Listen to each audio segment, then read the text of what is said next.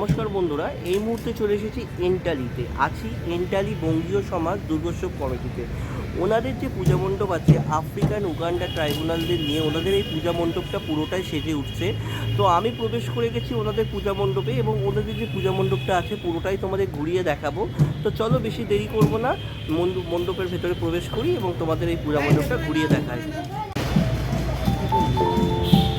তো এই মুহূর্তে আমি প্রবেশ করেছি এন্টালি বঙ্গীয় সমাজে। ওনাদের যে ধারণাটা বা থিমটা আফ্রিকান উগান্ডার যে ট্রাইব্যুনাল জাতি আছে সেই নিয়েই ওনাদের এই পুরো পূজা মণ্ডপটা সেজে উঠেছে। তো এই যে পূজা মণ্ডপটা আমরা দেখতে পাচ্ছি, যে প্রথমেই যে প্রবেশ করব, এখানে যে আফ্রিকার যে জনজাতি আছে তাদের লাইফস্টাইল বা তাদের কী সব জিনিস ব্যবহার করে, সেই যে একটা ছোঁয়া, যে একটা সেই ট্রাইব্যুনালদের যে একটা ছোঁয়া, সেই তাদের জনজাতিদের যে কীভাবে জীবন ধারণ করে সেই সম্পর্কে আমি পুরোটাই তোমাদের দেখাবো।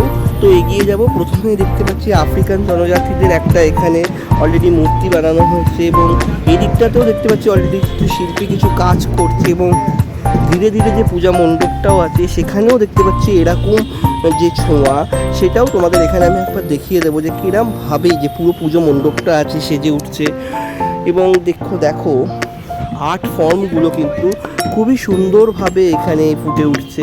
তারপরে তোমাদের আরেকটু এগিয়ে যাব। এগিয়ে গিয়ে দেখো, আমাদের পক্ষে তো অত দূরে গিয়ে আফ্রিকা দেখা সম্ভব নয়, বা উগান্ডার জনজাতিরা কীভাবে জীবন ধারণ করে সেটাও আমাদের পক্ষে সম্ভব নয়।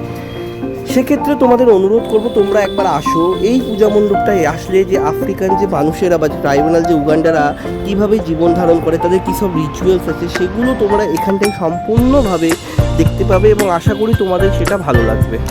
এদিকেও তোমাদের দেখাবো যে ওদের যে বিভিন্ন রকমের যে প্যান্ডেলের যখন তোমরা প্রবেশ করবে, পুরো যে জনজাতিটা আছে তাদের বিভিন্ন রকম এখানে তোমাদের দেখাবো। এখানে ওখানকারই জনজাতিদের কিছু কাজও এখানে তুলে ধরা হয়েছে, যে ওখানকার জনজাতিরা যে কাজগুলো করে সেই দৃশ্যটাও আমি এখানে অলরেডি দেখতে পাচ্ছি এবং তোমাদের দেখাবো যে কীভাবে ওনাদের জীবন ধারণ করেন, জীবিকা নির্বাহ করে, সেই দৃশ্যটা কিন্তু পুরোটাই এই পূজা মণ্ডপের মাধ্যমে কিন্তু ফুটে উঠেছে। আর এই হচ্ছে পুরো পূজা মণ্ডপটা, বা বলতে পারো ওখানকার বাসিন্দাদের যেরকমভাবে গৃহতে বসবাস করে সেই জায়গাটা কিন্তু এখানে, সেই দৃশ্যটা এখানে কিন্তু সেইভাবে তুলে ধরা হয়েছে। এবং আশেপাশে দেখতে পাচ্ছি যে কিছু মুখোশও রয়েছে এখানে, যেটা তোমাদের উগান্ডাদের জনজাতির ক্ষেত্রে ব্যবহৃত করা হয়। সেই মুখোশেরও এখানে কিছু কাজ চলছে, যদিও বা এখনও পূজা মণ্ডপের কাজ একটু বাকি আছে। আর এই হচ্ছে সেই একদম প্যান্ডেলের বাইরের অংশটা, আর ভেতরেই মাতৃমূর্তি রয়েছে অসাধারণ, সেটাও তোমাদের দেখাবো কাছে গিয়ে কীভাবে মা এখানে সেজে উঠেছে।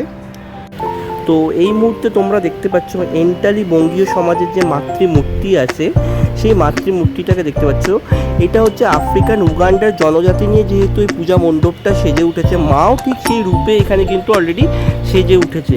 তো দেখতেই পাচ্ছ কি অপূর্বভাবে সেজে উঠেছে। মা যে জায়গাটায় আছে তার আশেপাশের যে অংশটা আছে সেটাও তোমাদের একবার শেয়ার করে দেবো এবং তোমাদের সঙ্গে একবার তোমাদের দেখিয়ে দেবো যে কী সুন্দরভাবে যে পুজো পুরো মণ্ডপটা আছে। তোমরা যারা এখানে আসবে, এখানে মায়ের সঙ্গে সঙ্গে একটা আফ্রিকার যে উগান্ডার যে জনজাতি আছে তাদের জীবন যে প্রণালী আছে সেটা সম্পর্কেও তোমরা জানতে পারবে। তো দেখতেই পাচ্ছ যে পুজো মণ্ডপটা যেটা আছে কি অপূর্ব দৃশ্য, বা কি অপূর্বভাবে চারদিকটা সেজে উঠেছে, সেটাই তোমাদের একবার পুরো ভালোভাবে আমি দেখিয়ে দিচ্ছি।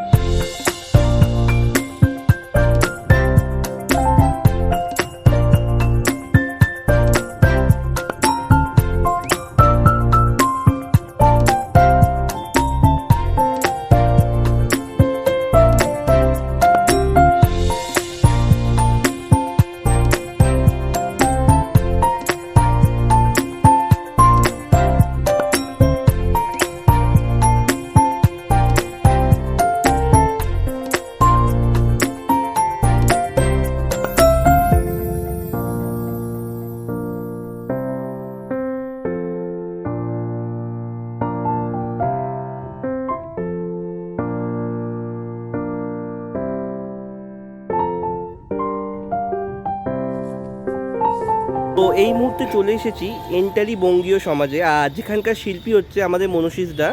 তো প্রথমে দাদাকে শারদীয়ার আগাম শুভেচ্ছা জানালাম। তো দাদা, এই থিম নিয়ে যদি দর্শকদের কিছু বলো।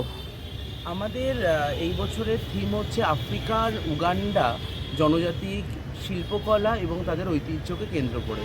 সর্বপ্রথম আমি বলবো যে আমরা তো বেসিক্যালি আমাদের বাংলার দুর্গাপুজো আর বাংলার মধ্যে সীমিত নেই, বিশ্ব দরবারে পৌঁছে গেছে। সেই জায়গা থেকে আফ্রিকান উগান্ডা জনজাতিরা অনেক পিছিয়ে পড়া জনজাতি, কিন্তু কোথাও গিয়ে দেখা গেছে আজ থেকে 1600 বছর আগে সেই আফ্রিকা উগান্ডা জনজাতির মধ্যে আমাদের বৈশিষ্ট্য স্বরূপ আমরা মাতৃরূপের কিছু নিদর্শন পেয়েছি।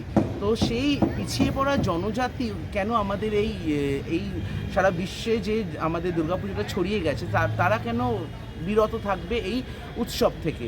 তো আফ্রিকা উগান্ডা জনজাতির কালচার এবং বৈশিষ্ট্যকে কেন্দ্র করে আমরা এবছর উদযাপন করছি তাদের শিল্পকলাকে কেন্দ্র করে আমাদের এই মাতৃ আরাধনা। তো তুমি বলছো যদি আমরা এখানে যখন আসবে বা দর্শকরা এখানে আসবে, আফ্রিকার যে উগান্ডা যে জনজাতিরা আছে তাদের যে জীবনী সেটা পুরোটাই এখানে আমরা দেখতে পাবো। আচ্ছা, মায়ের মূর্তিটাও কি সেইভাবেই গড়ে তোলা হয়েছে? মায়ের মূর্তিতেও আপনারা যদি দেখবেন তো সেখানে একটা আফ্রিকান টাচ আছে। আমরা হয়তো সম্পূর্ণভাবে সেইটা মানে পিওর দেখাইনি, কিন্তু প্রতিমায় যেসব মোটিভ আছে সেইগুলো আপনারা সম্পূর্ণভাবে ট্রাইবাল আর্ট ফর্মগুলো বুঝতে পারবেন যে এটা আফ্রিকান উগান্ডা জনজাতির ট্রাইবাল আর্ট ফর্মকে ইমপ্লিমেন্ট করা হয়েছে।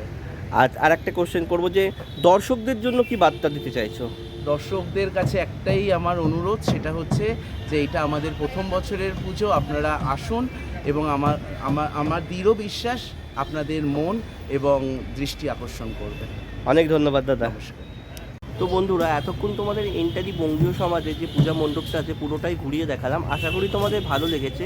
আর যদি ভালো লেগে থাকে কী করতে হবে? অবশ্যই একটা লাইক করতে হবে এবং শেয়ার করতে হবে। যারা চ্যানেলে নতুন, চ্যানেল সাবস্ক্রাইব করে পাশে থাকার সবসময় চেষ্টা করবে। তো আজকের মতো পুজো পরিক্রমাটা এখানেই শেষ করছি। দেখা হচ্ছে আবার নতুন কোনো একটা পুজো পরিক্রমা নিয়ে।